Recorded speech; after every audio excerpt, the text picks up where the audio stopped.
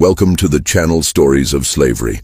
Today's story takes us to 1859, to the life of Thomas Wiggins, a black boy forced to live under exploitation, who could sit at a piano and play with the brilliance of Mozart, yet never spoke a single word. People called it a miracle. But behind the applause there was a darker truth no one wanted to face. This is a difficult and intense story, so take a moment, breathe, and listen carefully. Before we begin, subscribe and tell me in the comments which city and country you're listening from. Your participation helps keep these stories remembered instead of buried. Let's begin. In the summer of 1858, inside a packed concert hall in Columbus, Georgia, something happened that no one in attendance could explain. Over 800 people had gathered that night. Wealthy plantation owners sat in the front rows with their wives, dressed in silk and satin.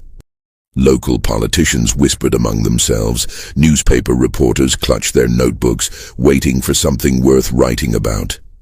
They had all paid good money to see what the advertisements called the greatest musical curiosity in the American South. But none of them were prepared for what they were about to witness. The stage was simple, just a grand piano, polished to a mirror shine, sitting alone under the gaslight. The audience grew quiet when a white man in a tailored suit walked out and raised his hand. His name was James Bethune, a lawyer and former newspaper editor who had made his fortune in land and slaves. He smiled at the crowd like a circus ringmaster about to reveal the main attraction. "Ladies and gentlemen," he said, "what you are about to see will challenge everything you believe about the Negro race. What you are about to hear will make you question the very nature of God's creation. I present to you a boy who cannot read a single word, a boy who cannot write his own name, a boy who doctors have declared mentally deficient, barely capable of feeding himself or dressing without assistance. And yet this same boy will sit at this piano and perform feats of musical genius that the greatest composers in Europe could not match." The audience murmured. Some laughed nervously. Others leaned forward in their seats. Bethune paused for effect, then gestured toward the side of the stage. "I give you Blind Tom." A small figure emerged from the shadows. He was 8 years old, though he looked younger. His skin was dark, almost blue-black in the gaslight. His eyes were closed, covered by thick, milky cataracts that had made him blind since birth. He walked with an odd, shuffling gait, his head bobbing slightly, his hands flapping at his sides in a strange, rhythmic pattern. The audience gasped. Some women covered their mouths. A few men shook their heads in pity or disgust. This was not what they expected. This was not a performer. This was a broken child, clearly damaged, obviously simple-minded. Several people began to stand, ready to demand their money back. But then the boy reached the piano. He did not need anyone to guide him to the bench. He found it himself, his small fingers brushing against the wood until he located the keys. He sat down, adjusted his position, and placed his hands on the keyboard. The room fell silent. And then Thomas Wiggins began to play. The music that poured from that piano was unlike anything those 800 people had ever heard. It was Beethoven's Sonata Pathétique, one of the most difficult pieces in the classical repertoire, a composition that professional musicians spent years trying to master. The blind child played it flawlessly. His fingers flew across the keys with impossible speed and precision. Every note was perfect. Every phrase was exactly as Beethoven had intended. The dynamics rose and fell like ocean waves, soft as a whisper in one moment, thunderous as a storm the next. When he finished, there was no applause. The audience sat in stunned silence, unable to process what they had just witnessed. Bethune smiled. He had seen this reaction before. "If any gentleman or lady in the audience would like to test young Tom's abilities," he announced, "please come forward. Play any piece of music you wish, no matter how complex, no matter how obscure. Tom will listen once and reproduce it exactly." A man in the third row stood up. He was a music teacher from Macon, a classically trained pianist who had studied in Philadelphia.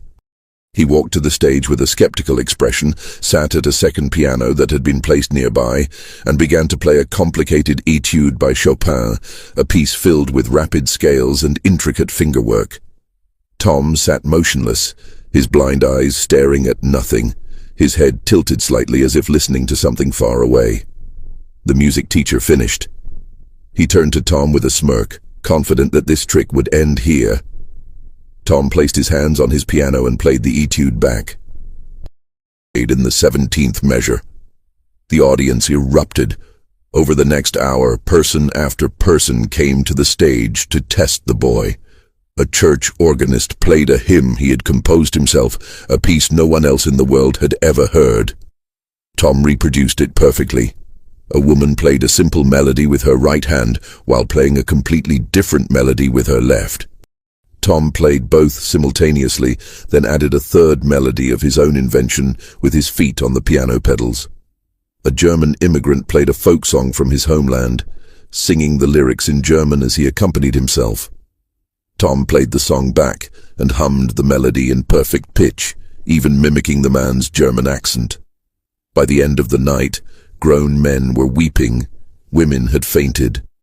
The music teacher from Macon sat in his chair with his head in his hands, muttering that he had wasted his entire life. And James Bethune stood at the side of the stage, counting the money in his head. That night in Columbus was not the first time Tom had performed, and it would not be the last. Over the next 5 decades, the blind boy from Georgia would become the most famous musician in America. He would play for presidents and generals. He would fill concert halls across the country and tour Europe to standing ovations. He would earn the equivalent of over $20 million in today's money. But Thomas Wiggins would never see a cent of it. He would never choose where to live, what to eat, or when to sleep. He would never have a friend, a wife, or a family of his own. He would remain, in every way that mattered, a slave, even after slavery ended. Even after the law said he was free, even until the day he died. This is the true story of Blind Tom, the greatest musical genius America ever produced. And this is the story of how America destroyed him. Thomas Green Wiggins was born on May 25, 1849, on a plantation in Harris County, Georgia, near the small town of Columbus. His mother was a woman named Charity, sometimes recorded as Charity Green, who was owned by a man named Wiley Jones. Charity had already given birth to at least a dozen children, all of them scattered across different plantations, sold away from her over the years. Tom was her 13th child, and from the moment he was born, it was clear that something was different about him. The baby emerged from the womb with his eyes covered by thick white cataracts. He was completely blind, unable to see even shadows or light. But that was not the only thing wrong with him. In the days and weeks after his birth, Charity noticed that her son did not behave like her other children. He did not respond when she called his name. He did not look at her face when she held him. He did not cry when he was hungry or uncomfortable. He simply lay there, silent and still, as if he were somewhere else entirely. The other enslaved people on the plantation whispered that the child was cursed. Some said he had no soul. Others said he was punishment from God for some unknown sin. Even Charity, who loved her son despite everything, sometimes wondered if there was anything inside that small, silent body at all. In the fall of 1850, when Tom was about 18 months old, Wiley Jones decided to sell off some of his slaves. He needed money to pay debts, and the slave market in Columbus was active. Jones gathered his healthiest workers and brought them to the auction block, where planters and farmers from across the region came to inspect the merchandise. Among the buyers that day was James Bethune, a 46-year-old lawyer and newspaperman who had recently purchased a large plantation called Solitude in Muscogee County. Bethune had come to the auction looking for field hands, strong men who could clear land and plant cotton. But his attention was drawn to a woman standing at the edge of the group, clutching a small child in her arms. The woman was Charity. The child was Tom. Bethune examined them with the cold, calculating eye of a businessman. Charity was healthy and strong, probably good for another 15 or 20 years of work. But the child was clearly defective, blind, unresponsive, probably simple-minded. No one would pay good money for a slave who could never work. Wiley Jones knew this. That was why he was selling Charity and Tom together as a package. It was the only way to unload the damaged goods. Jones offered them at a steep discount, just $400 for the pair, a bargain price even by the standards of 1850. Bethune hesitated. He did not want to feed and clothe a useless child who would never contribute anything to the plantation. But Charity was a good worker, and the price was too low to pass up. He made the deal. And so Thomas Wiggins became the property of James Bethune. Neither of them knew it at the time, but this transaction would change both of their lives forever. The first years at Solitude were hard for Charity and Tom. The plantation was new and undeveloped, with thick forests that needed to be cleared and swampy land that needed to be drained. Charity worked long hours in the fields, while Tom stayed in the slave quarters, cared for by older women who were too weak for heavy labor. As he grew, it became clear that Tom was unlike any child anyone had ever seen. He still did not speak. He showed no interest in playing with other children. He spent hours sitting alone, rocking back and forth, humming strange melodies to himself, running his fingers along any surface he could find. He seemed obsessed with sound. He would press his ear against the ground to hear the vibrations of footsteps. He would tap his fingers against walls and floors, listening to the echoes. He would sit outside during thunderstorms, his face turned toward the sky, drinking in the crash and rumble as if it were music. The other enslaved people did not know what to make of him. Some thought he was touched by spirits. Others thought he was simply an idiot, a damaged creature who would never amount to anything. The Bethune family ignored him entirely. He was just another slave child, and a broken one at that. He had no value, no purpose, no future. But everything changed one night in the summer of 1855, when Tom was 6 years old. The Bethune family had gathered in the parlor of the main house for an evening of music. James Bethune's daughters were taking piano lessons, as was expected of proper Southern young ladies, and their teacher had come to hear them practice. One by one, the girls sat at the Steinway grand piano that dominated the room and played their simple exercises, their small fingers stumbling over the keys. No one noticed the small figure crouched outside the window, hidden in the darkness. Tom had followed the sound of the music from the slave quarters. He had never heard a piano before, and the sound fascinated him. He pressed his face against the glass, his blind eyes staring at nothing, his entire body vibrating with the notes that floated through the air. When the lesson ended and the family went to bed, Tom did something that should have been impossible.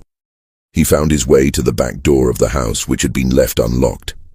He navigated through rooms he had never been in before, avoiding furniture and obstacles by listening to the echoes of his own footsteps. He found the parlor. He found the piano. And he began to play. The sound woke the entire household. James Bethune grabbed his pistol, certain that an intruder had broken in. His wife and daughters huddled in terror. The overseer came running with a lantern. When they burst into the parlor, they found little Tom sitting at the piano bench, his blind eyes closed, his small fingers moving across the keys with supernatural grace.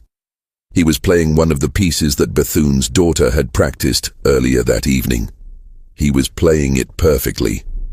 Bethune stood frozen in the doorway, his pistol hanging limp at his side. He watched the blind, mute, supposedly idiotic slave child perform music that his own daughters could barely manage after months of lessons. And in that moment, James Bethune realized that he had stumbled upon something extraordinary. Over the following weeks, Bethune conducted what he called experiments on Tom. He brought in local musicians to test the boy's abilities. He had them play increasingly complex pieces, watching in amazement as Tom absorbed each one after a single hearing and reproduced it without error. He discovered that Tom could play with his hands crossed, with his back to the piano, even with a cloth draped over the keyboard so he could not feel which keys he was pressing. The music seemed to flow through him from some unknown source. But there was more. Tom did not just reproduce music. He created it. He would sit at the piano for hours, improvising melodies that no one had ever heard, compositions that ranged from simple and sweet to dark and complex. The music poured out of him like water from a spring, endless and effortless and utterly original. Bethune was not a musical man himself. He could not read sheet music or play any instrument, but he recognized something that mattered far more in the antebellum South. He recognized an opportunity to make money. In 1857, when Tom was 8 years old, Bethune organized the first public exhibition of the boy's talents. He rented a concert hall in Columbus and plastered the town with advertisements.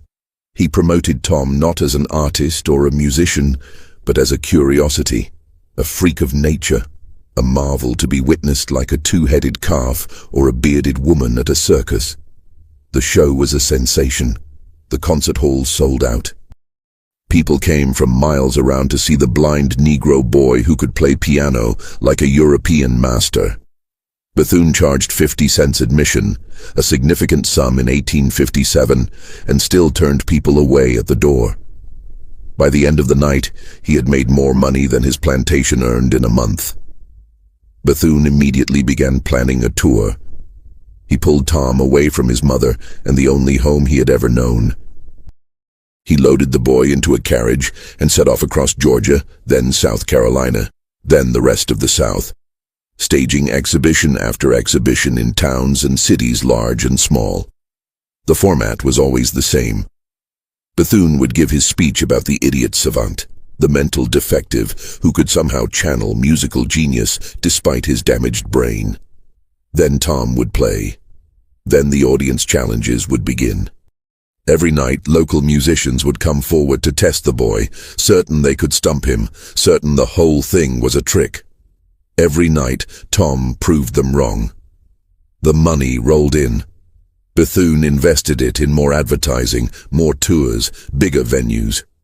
By 1858, Blind Tom was the most talked about act in the American South. Newspapers ran breathless reviews of his performances. Scientists and doctors published papers trying to explain his abilities. Religious leaders debated whether his talent was a gift from God or a curse from the devil. And through it all, Tom remained a slave. He slept in back rooms and basements. He ate scraps and leftovers. He had no say in where he went, what he played, or how long he performed. Bethune owned him completely, body and soul. The question of how Tom developed his extraordinary abilities has puzzled researchers for over a century and a half. Modern experts now believe that he was almost certainly autistic, exhibiting what would today be classified as savant syndrome, a rare condition in which individuals with developmental disabilities display exceptional abilities in specific areas such as music, mathematics, or memory.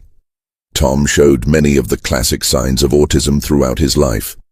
He had difficulty with social interaction and communication. He engaged in repetitive behaviors like rocking and hand flapping. He showed intense focus on specific interests, particularly sound and music.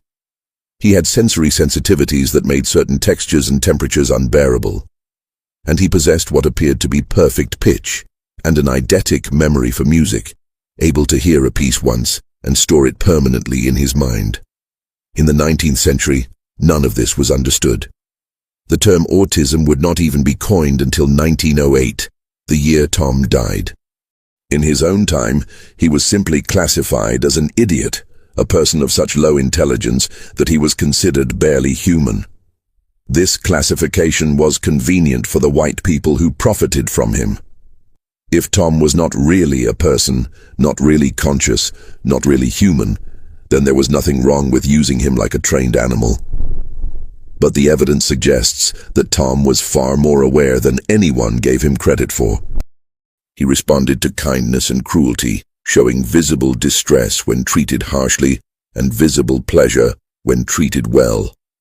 He formed attachments to certain people and avoided others. He had preferences and desires, even if he could not express them in words. And most importantly, he had opinions about his own music. Bethune discovered early on that Tom could not be forced to play. If he was tired, hungry, or upset, he would sit at the piano in silence, no matter how much Bethune threatened or cajoled. If he did not like a particular piece of music, he would refuse to learn it or would play it mockingly, exaggerating its flaws. And if he was in the mood to compose, he would ignore all requests and play only his own creations, sometimes for hours at a time. This was not the behavior of a mindless automaton. This was the behavior of an artist. By 1860, Blind Tom was the most famous musical performer in the American South. He had played for governors and senators. He had performed in the finest concert halls from New Orleans to Richmond. He had been written about in newspapers across the country and in several European publications. He was, by any measure, a star. He was also still a slave. The question of Tom's legal status was complicated even by the standards of the time. James Bethune had purchased him as property, like a horse or a piece of furniture. But Tom was also a human being, at least in the eyes of God if not the law, and his unprecedented abilities raised uncomfortable questions about the nature of intelligence and the justification for slavery. Southern apologists had long argued that Africans were mentally inferior to Europeans, incapable of higher thought, suited only for manual labor under white supervision. Blind Tom demolished this argument simply by existing. Here was a Negro, a slave, a person classified as property, who could outperform any white musician in the South. Here was proof that black minds were not inferior, that African blood did not preclude genius, that the entire intellectual foundation of slavery was a lie. Bethune was aware of this contradiction, and he worked hard to explain it away. In his advertisements and speeches, he emphasized Tom's supposed mental deficiency, his inability to care for himself, his animal-like nature. Tom was not really intelligent, Bethune insisted. He was merely a vessel, a freak of nature, a biological anomaly. His musical ability was not evidence of a sophisticated mind, but rather a kind of parlor trick, like a dog that could count or a horse that could tap its hoof in response to questions. Tom was remarkable, yes, but he was not human in the way that white people were human. This explanation satisfied most white audiences. It allowed them to enjoy Tom's performances without questioning their own beliefs about race. They could applaud his music while still believing in their own superiority. They could marvel at his abilities while still supporting the system that kept him in chains. But not everyone was convinced. Abolitionists in the North seized on Blind Tom as evidence of slavery's injustice. How could anyone claim that Negroes were mentally inferior when a blind slave child could outperform the best white musicians in the country? How could anyone justify owning a human being who possessed such obvious genius?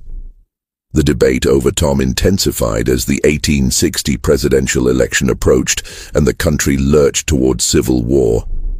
For Bethune, the timing was dangerous. If the Union won and slavery ended, he would lose his most valuable asset. Tom was worth more than the entire plantation, more than all of Bethune's other slaves combined. Losing him would be financial ruin, so Bethune took steps to protect his investment. In 1859, he drew up a legal contract with Tom's parents, Charity and her husband Mingo, who was enslaved on a nearby plantation. The contract stated that the Wiggins family agreed to let Bethune keep Tom and manage his career in exchange for a small annual payment and the promise that Tom would be well cared for. The contract was a sham, of course. Charity and Mingo could not legally enter into contracts because they were slaves. They could not negotiate terms because they had no leverage. They could not refuse because refusal meant punishment or sale. The document was designed to give Bethune a paper trail, something he could point to if Tom's ownership was ever challenged in court. And indeed, that challenge was coming sooner than anyone expected. In April 1861, Confederate forces fired on Fort Sumter, and the Civil War began. The South seceded from the Union. James Bethune, a loyal Confederate, sent his sons to fight for the cause. He donated money and supplies to the Southern Army. And he continued to tour with Blind Tom, staging concerts across the Confederacy to raise funds and boost morale. Tom became, in effect, a propaganda tool for the Southern cause.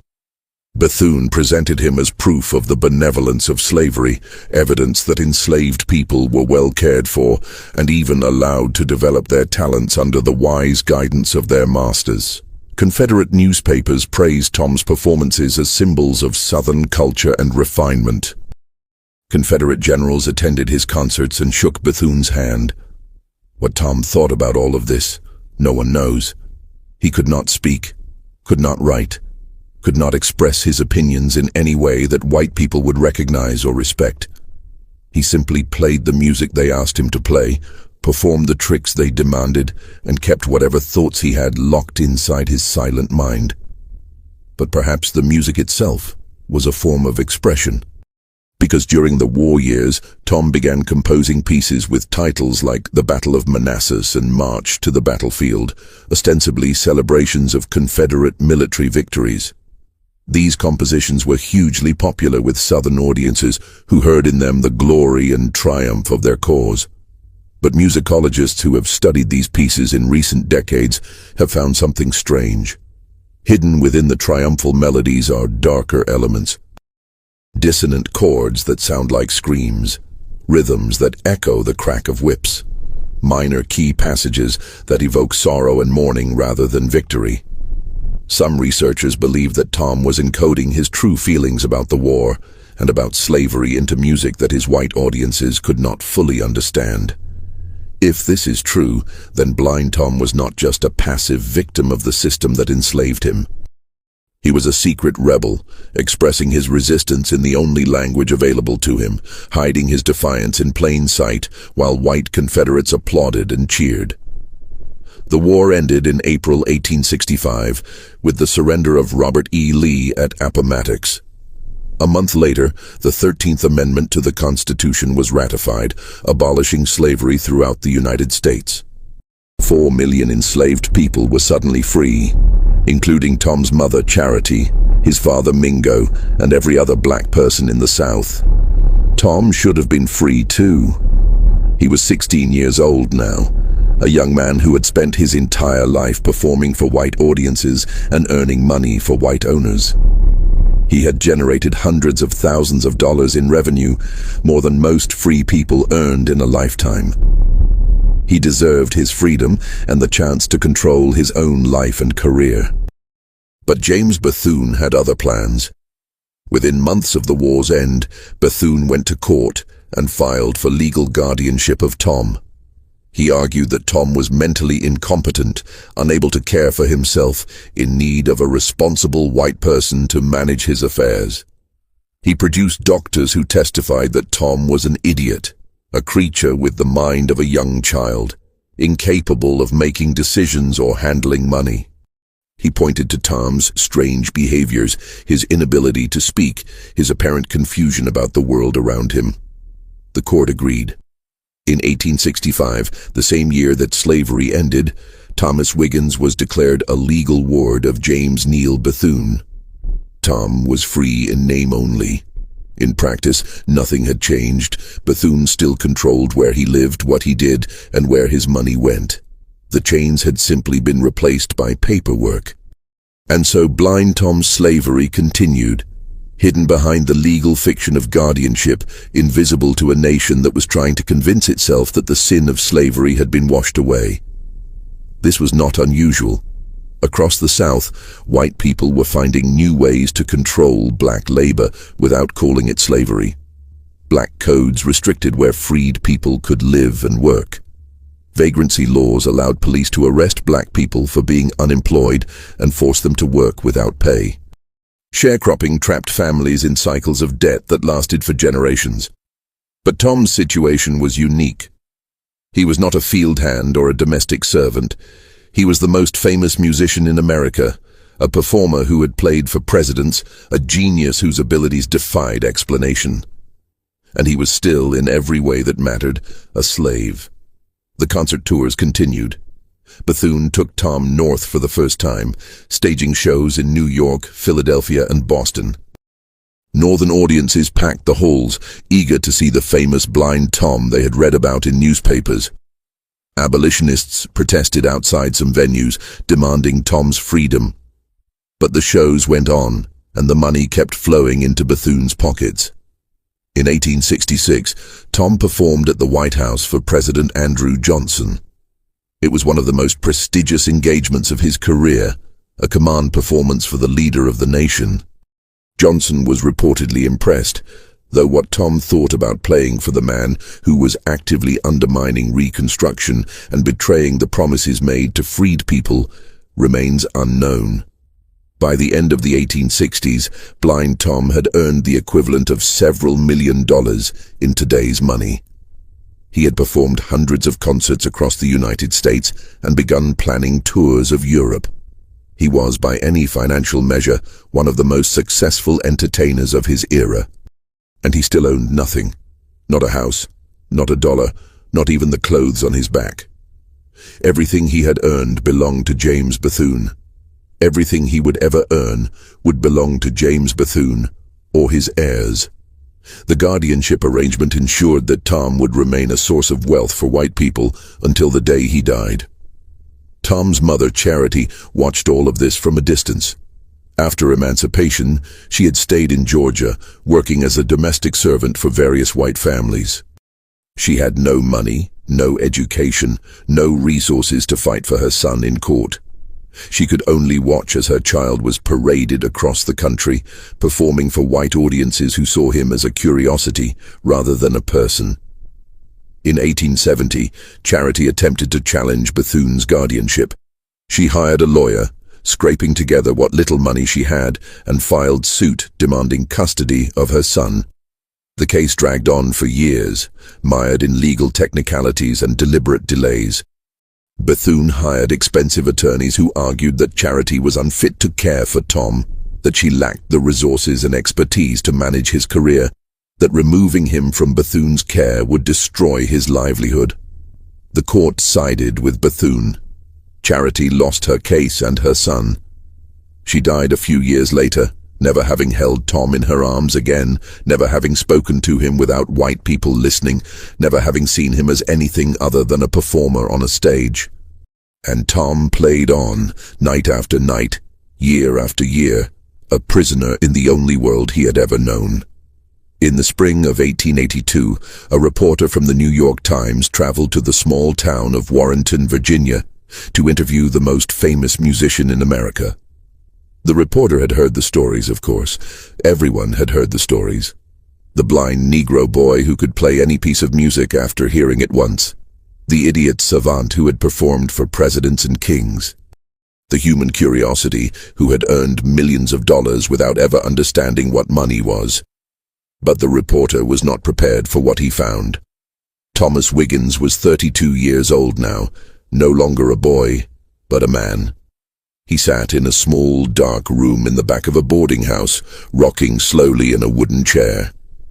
His eyes were still clouded with the cataracts that had blinded him since birth. His hair was starting to gray at the temples. His clothes were simple and worn, nothing like the fine suits he wore on stage. When the reporter entered, Tom did not acknowledge him.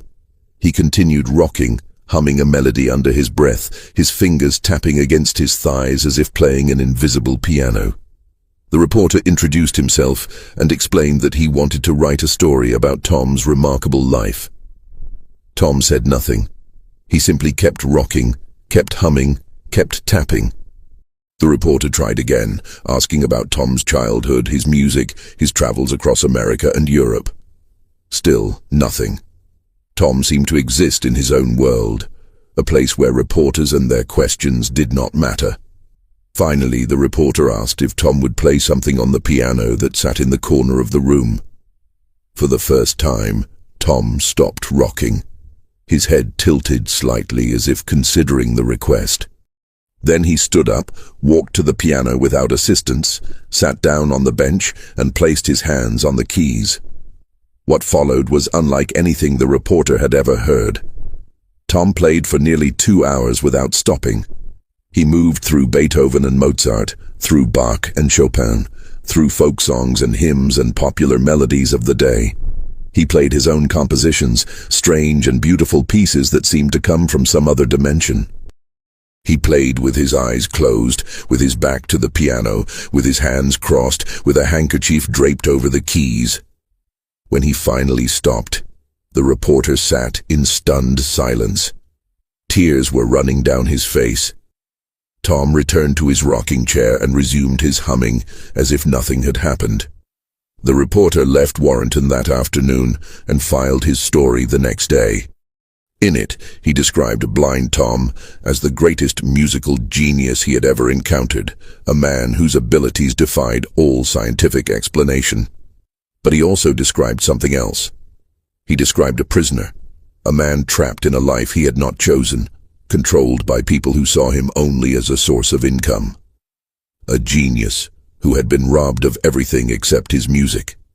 The story caused a minor sensation, but nothing changed. Tom continued performing, his handlers continued collecting the money, and the world continued treating him as a curiosity rather than a human being. The years between 1870 and 1880 were the peak of Blind Tom's fame and earning power. He performed constantly, sometimes giving 2 or 3 concerts a day, traveling by train from city to city in an endless circuit of shows. He played in New York and Chicago, in San Francisco and New Orleans, in London and Paris and Berlin. He performed for Queen Victoria in England, who was reportedly so moved by his playing that she wept openly. He performed for Emperor Wilhelm I in Germany, who declared him the most remarkable musician in the world. But success did not bring freedom. James Bethune maintained iron control over every aspect of Tom's life. He decided where Tom would perform, how long the concerts would last, what pieces would be played. He negotiated the contracts, collected the fees, and deposited the money in his own accounts. Tom received nothing except food, clothing, and a place to sleep. The accommodations varied depending on location. In some cities, Tom stayed in fine hotels, though always in back rooms or servants' quarters. In other places, he slept in boarding houses or even in the homes of local black families who were paid a small sum to house him. He rarely stayed anywhere for more than a few nights. The schedule was relentless, designed to extract maximum profit from every tour. Tom's health suffered under this brutal regime. He was frequently exhausted, sometimes performing while visibly ill. He had episodes of confusion and agitation, behaviors that would today be recognized as signs of autistic burnout or sensory overload. When these episodes occurred, Bethune would cancel shows until Tom recovered, not out of concern for Tom's well-being, but because a sick performer could not generate revenue.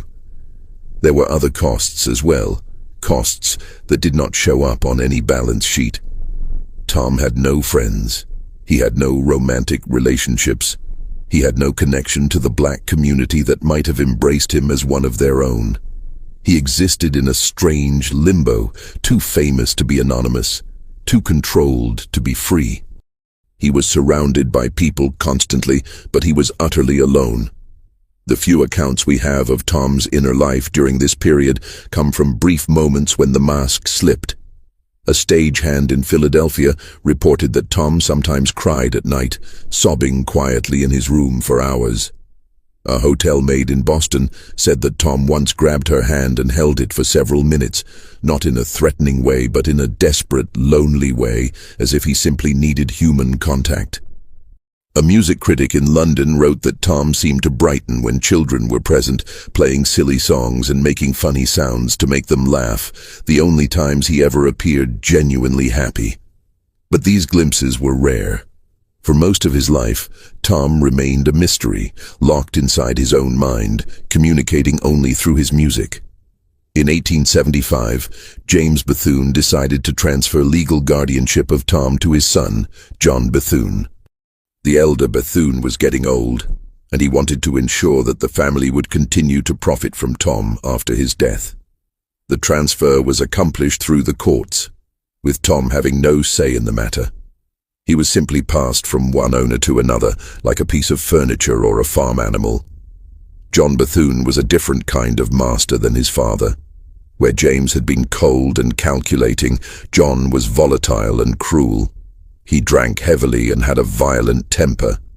He saw Tom not as a valuable asset to be protected, but as a personal possession to be used however he wished. Under John's management, Tom's life became even harder. The touring schedule intensified. The accommodations grew worse.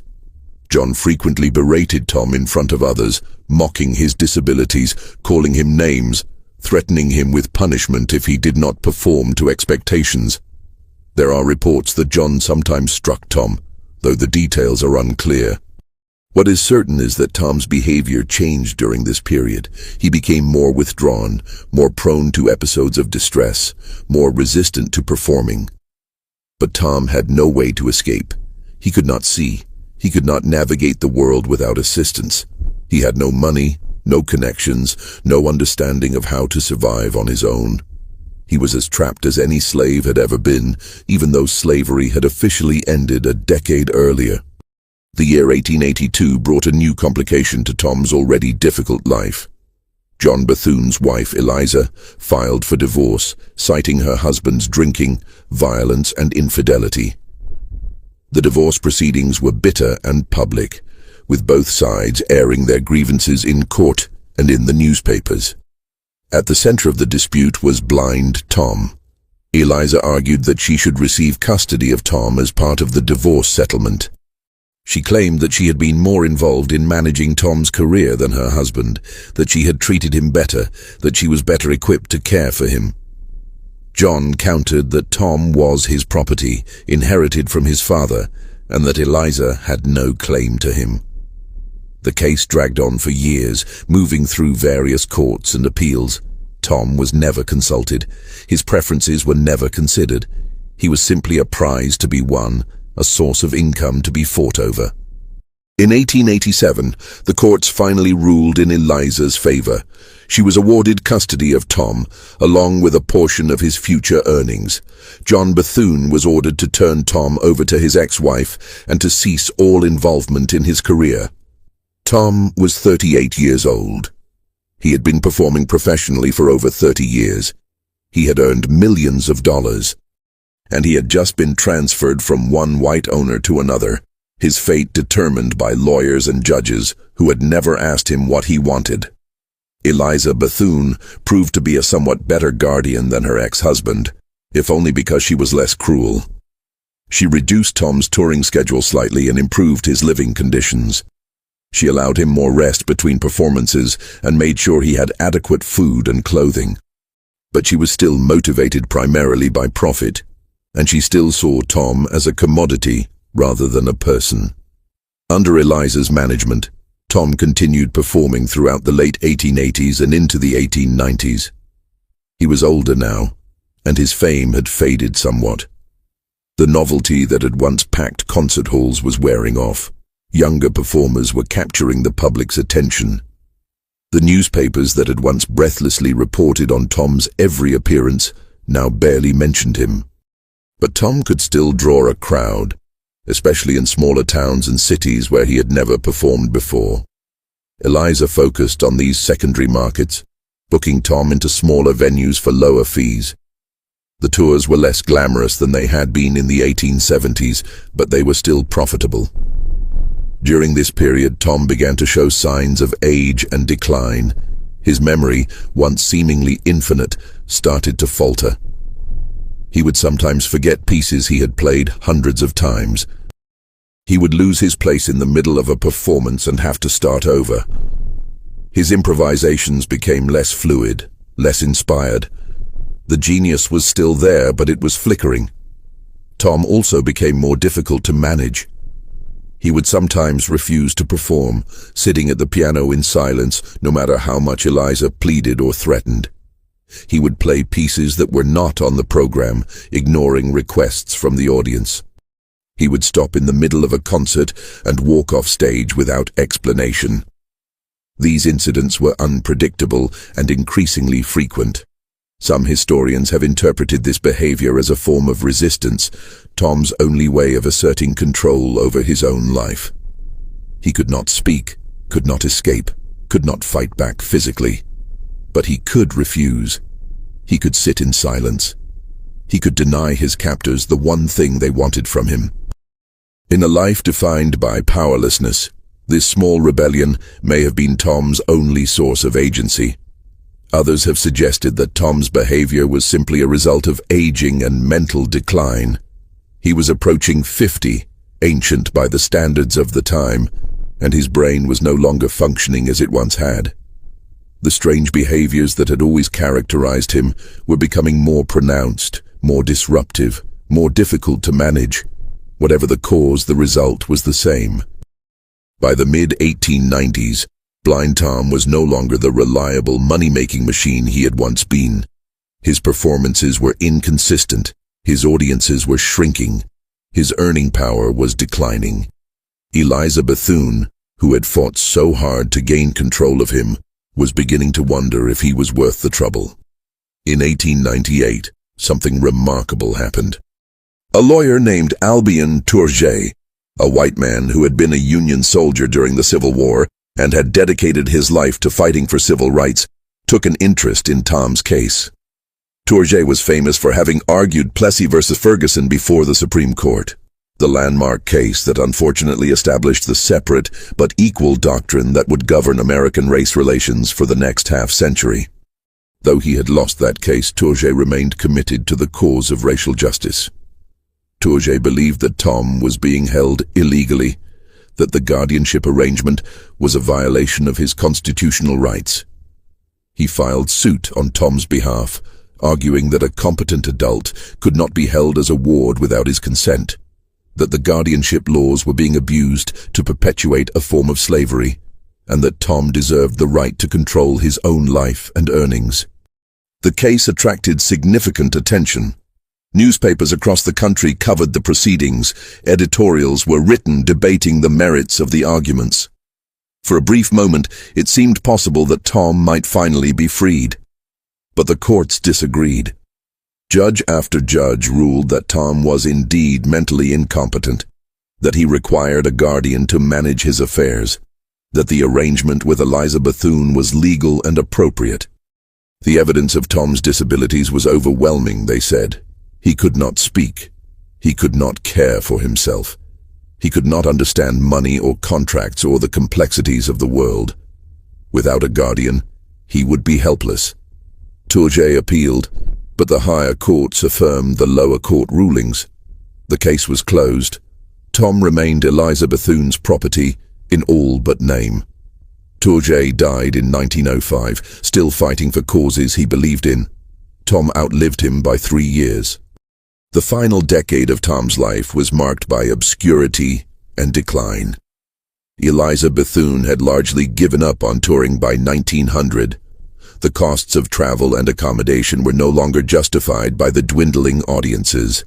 Tom was kept in a small house in Hoboken, New Jersey, cared for by hired servants, trotted out occasionally for private performances when Eliza needed money.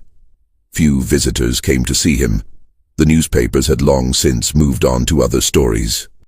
The musical world had evolved, embracing new styles and new stars. Blind Tom, once the most famous performer in America, was largely forgotten. But Tom still had his music. He still played every day for hours at a time, alone in his small room with a battered upright piano. He played the pieces he had learned decades earlier, the Beethoven and Mozart and Bach that had once brought audiences to their feet. He played his own compositions, the strange and beautiful melodies that had emerged from his unique mind. He played for no one except himself. What did Tom think during those long, lonely hours at the piano? What memories did he carry? What emotions did he feel? We will never know. He could not tell us. He could only play. In 1904, Eliza Bethune was interviewed by a reporter who was writing a retrospective article about Tom's career. She described him as a simple creature, content with his lot, grateful for the care she provided. She said he was like a child, innocent and happy, unaware of the world's complexities. But others who saw Tom during this period painted a different picture. A servant who worked in the Hoboken house said that Tom often seemed sad, sitting for hours in silence, refusing to eat or engage with anyone. A neighbor reported hearing Tom play the same mournful melody over and over, late at night, the sound drifting through the walls like a ghost. A doctor who examined Tom in 1906 noted that he showed signs of depression and withdrawal, common in individuals who had experienced prolonged isolation and lack of stimulation. The truth is probably somewhere in between. Tom was neither the contented innocent that Eliza described, nor the tragic figure that others portrayed. He was a complex human being with thoughts and feelings and experiences that we can only guess at. He had lived an extraordinary life, one filled with triumph and tragedy, fame and exploitation, genius and suffering. And now, that life was coming to an end. On June 13, 1908, Thomas Green Wiggins died of a stroke at the age of 59. He was alone when he died, in his small room in Hoboken, far from the concert halls where he had once performed, and the plantation where he had been born. His death was reported briefly in a few newspapers, mostly as a curiosity, a footnote to an earlier era. The headlines called him Blind Tom, the name his owners had given him, the name that reduced his entire existence to a disability and a nickname. Few mentioned his full name. Few acknowledged his humanity. Few mourned his passing. Eliza Bethune arranged for a modest funeral. Tom was buried in Evergreen Cemetery in Brooklyn, New York, in an unmarked grave. The man who had performed for presidents and queens, who had played in the finest concert halls on 2 continents, who had earned millions of dollars over his career, was laid to rest without even a stone to mark his place. For nearly a century, no one knew where Thomas Wiggins was buried. His grave was lost, forgotten like the man himself. It was not until 1976 that researchers finally located his remains in a plot that had been purchased by Eliza Bethune under her own name rather than Tom's. In 2002, a proper marker was finally placed on Tom's grave. It reads, Thomas Wiggins Bethune, Blind Tom, 1849-1908, renowned pianist and composer. The marker acknowledges both his slave name and his stage name, the identity imposed on him by white owners who saw him only as a source of profit. But the marker also calls him what he truly was: a pianist, a composer, an artist. It took 94 years for America to put those words on his grave. 94 years to acknowledge that Thomas Wiggins was more than a curiosity, more than a freak, more than a piece of property. He was a musician, one of the greatest who ever lived. The story of Blind Tom raises uncomfortable questions that America has never fully answered. How do we reckon with the exploitation of black genius? How do we account for the wealth that was extracted from enslaved and formerly enslaved people? How do we honor those who were robbed not just of their freedom, but of their very identities? Tom earned the equivalent of over $20 million during his career. Every penny of that money went to white people. First to James Bethune, then to John Bethune, then to Eliza Bethune. The family that had purchased Tom as a defective piece of property became wealthy beyond imagination because of his talent. And what did Tom receive in return? A room to sleep in, food to eat, clothes to wear, the bare necessities of survival. provided not out of kindness, but out of the need to keep the money-making machine functioning. This was the reality of Blind Tom's life. He was not a person, but a product. Not an artist, but an attraction. Not a human being, but a human tool used to generate profit for others. Some defenders of the Bethunes have argued that they deserved compensation for managing Tom's career, that without their efforts he would have remained an unknown slave on a Georgia plantation, that they provided him with opportunities he could never have had on his own. There is a kernel of truth in this argument. Tom could not have managed a concert tour by himself. He could not have negotiated contracts or handled finances. He needed help to navigate a world he could not see. But this argument ignores the fundamental injustice at the heart of the arrangement. Tom did not choose to have managers. He did not consent to the terms of his employment. He did not agree to give away all of his earnings in exchange for food and shelter. These decisions were made for him without his input by people who had a financial interest in keeping him dependent and controlled. A truly just arrangement would have looked very different. Tom could have been paid fairly for his work, with a portion of his earnings set aside for his care and the rest saved for his future. He could have been provided with education and support to help him develop whatever independence was possible given his disabilities. He could have been treated as a human being with rights rather than as property to be exploited. But that would have required white America to see Tom as a person, and white America was not ready to do that. Not in 1858, when he first began performing. Not in 1865, when slavery officially ended. Not in 1908, when he died. The myth of black inferiority was too powerful, too convenient, too deeply embedded in the fabric of American society. So Tom lived and died as a slave in everything but name. And his story was mostly forgotten, a footnote in the history of American music, an uncomfortable reminder of truths that most Americans preferred not to face. But here is the remarkable thing about Thomas Wiggins. Despite everything that was done to him, despite the exploitation and the cruelty and the dehumanization, he left something behind that his oppressors could never take away. He left his music. Tom composed over 100 original pieces during his lifetime. Many of these compositions have been lost, never written down or preserved. But some survive, and they reveal a mind of extraordinary depth and complexity. His most famous composition is the Battle of Manassas, a musical depiction of the Confederate victory in the first major battle of the Civil War. On the surface, it seems like a celebration of Southern triumph, exactly the kind of propaganda that James Bethune wanted Tom to produce. But listen closely, and you hear something else. You hear chaos and confusion. You hear suffering and death. You hear the true horror of war, rendered in notes and chords that white audiences applauded without understanding. Another composition, The Rainstorm, captures the sound of a violent thunderstorm with uncanny accuracy. The piece begins quietly, with soft raindrops falling on a roof.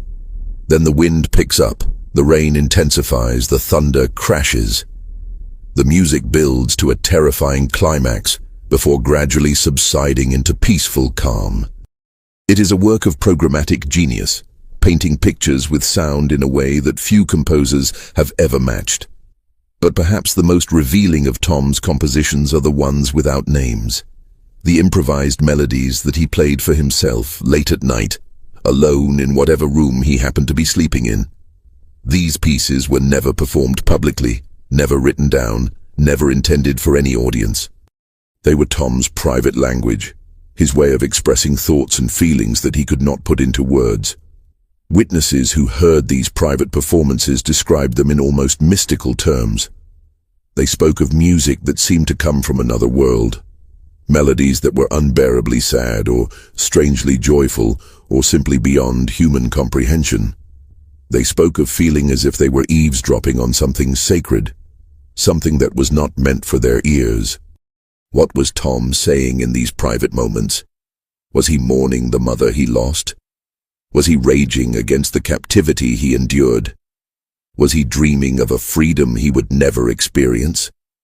Was he simply expressing the pure joy of creating, the one pleasure that could not be taken from him? We will never know for certain, but we know that he played. Every day for 50 years he played. Through slavery and war, through poverty and exploitation, through loneliness and despair, he played. The music was his refuge, his rebellion, his revenge. It was the one part of his life that belonged entirely to him. And in the end, that music is what survived. The Bethunes are forgotten, their names remembered only because of their connection to Tom. Their money is long since spent. Their power is long since dissolved. But Tom's compositions are still performed today, studied by musicologists, marveled at by pianists, appreciated by audiences who never knew his name. In this sense, Tom won. Not the victory he deserved, not the freedom and respect and compensation he should have received, but a victory nonetheless.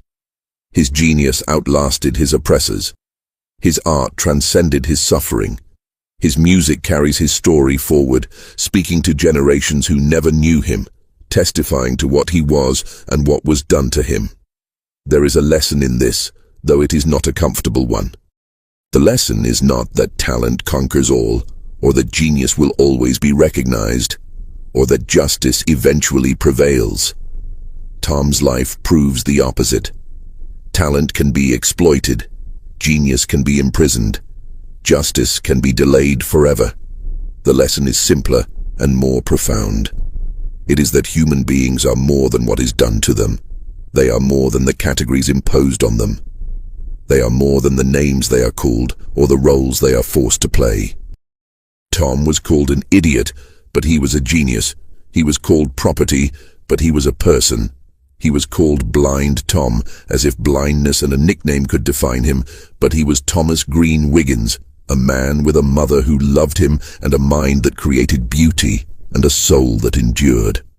The people who exploited him wanted to reduce him to a commodity, a curiosity, a thing.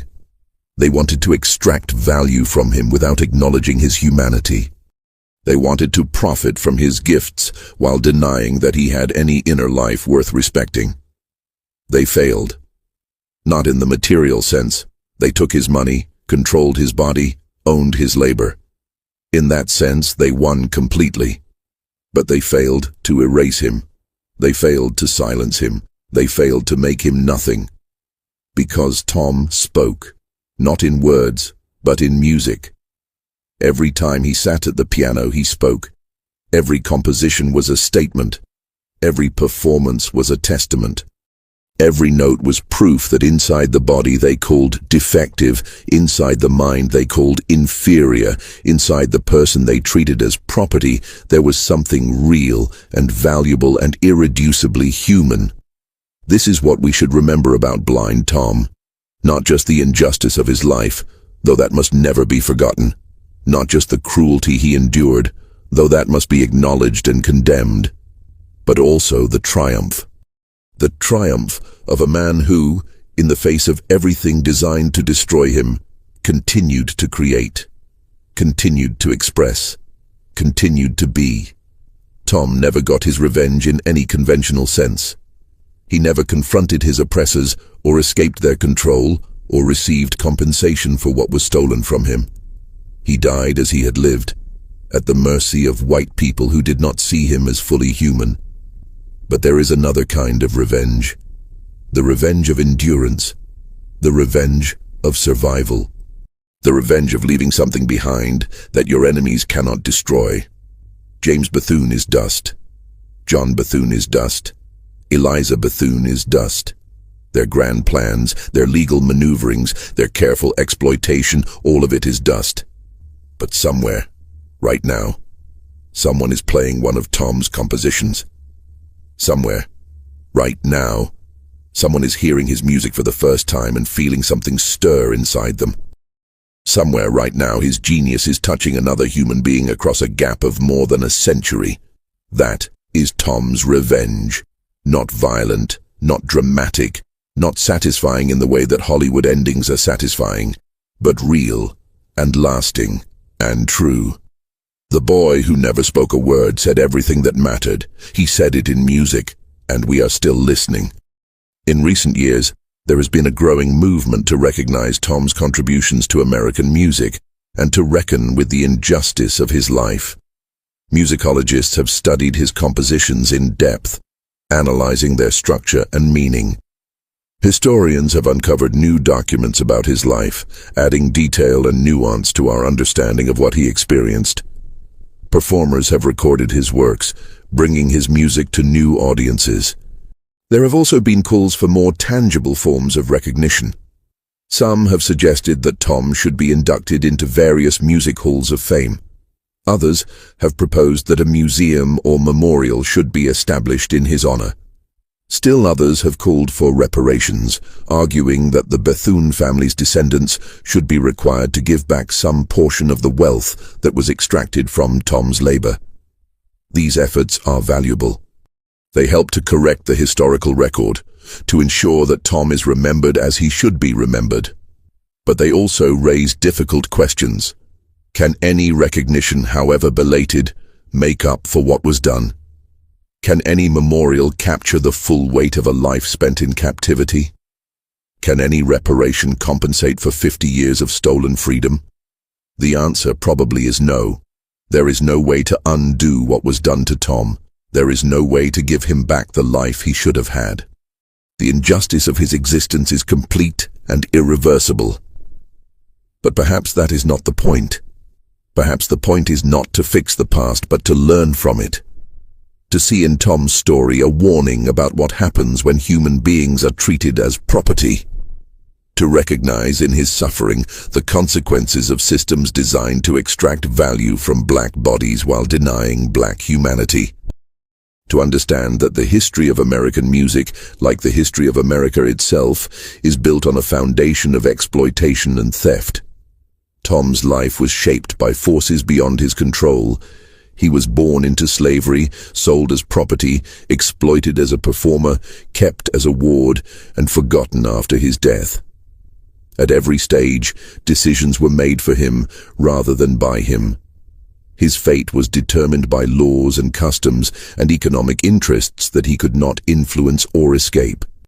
And yet within those constraints he found a way to be himself. He found a way to create.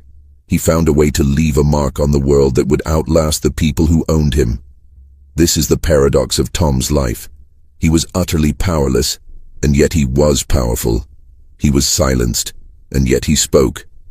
He was treated as nothing, and yet he was something extraordinary, something unforgettable, something that we are still trying to understand. If Tom could speak to us today, what would he say? Would he be angry at the people who exploited him? Would he be sad about the life he was denied? Would he be proud of the music he created? Would he even care what we think more than a century after his death? We will never know. Tom's thoughts died with him, locked forever inside the mind that the world called defective. But we have his music, and in that music, if we listen carefully, we can hear something that sounds like a voice. A voice crying out from the darkness, a voice demanding to be heard, a voice insisting on its own existence, its own value, its own humanity. Listen to that voice. Listen to Blind Tom. Listen to Thomas Green Wiggins. He has something to tell you.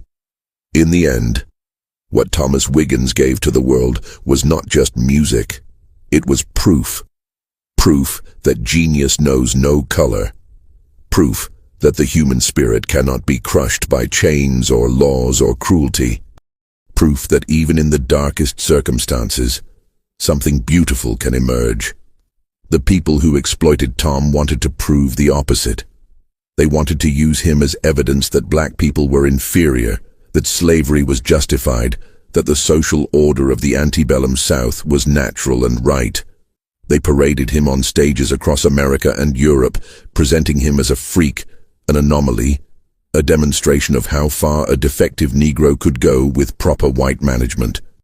But their argument collapsed under the weight of its own contradictions. If black people were truly inferior, how could a blind, allegedly idiotic slave child outperform the best white musicians in the world?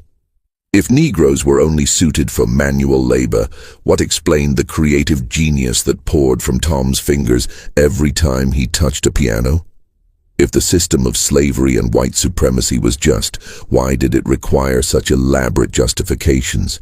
Tom's existence was a refutation of everything his oppressors believed. Every note he played was an argument against their worldview. Every composition was evidence that their ideology was built on lies. They tried to explain him away. They called him an idiot savant, a freak of nature, a biological accident. They insisted that his abilities did not reflect true intelligence, that he was merely imitating sounds like a parrot, that there was no real mind behind the music. But anyone who actually listened could hear the truth. The music was not mechanical. It was not empty imitation. It was art. It was expression. It was the product of a consciousness that felt and thought and created. Tom proved them wrong simply by being who he was. He did not need to argue or protest or fight. He just had to play. And every time he played, the lies fell away. This is the legacy of Blind Tom, not just the compositions he left behind, though those are precious and irreplaceable. Not just the historical record of his exploitation, though that must be preserved and taught, but the simple, irrefutable fact of his genius. The proof that black minds are not inferior. The evidence that human potential cannot be measured by the color of someone's skin. That proof was paid for with a lifetime of suffering. Tom gave everything so that this truth could be demonstrated. He sacrificed his freedom, his earnings, his relationships, his happiness. He endured exploitation and cruelty that would have broken most people. And in return, he got nothing except the chance to play. But that chance was enough. Through his music, Tom transcended the prison that surrounded him. Through his art, he escaped the categories that were meant to contain him. Through his genius, he defeated the ideology that tried to define him as less than human. This is the revenge of Blind Tom. Not a revenge of violence or destruction. Not a revenge that left his oppressors bleeding in the streets, but a revenge of truth, a revenge of beauty, a revenge of enduring proof that they were wrong about everything. The boy who never spoke a single word had the last word after all, and that word was music.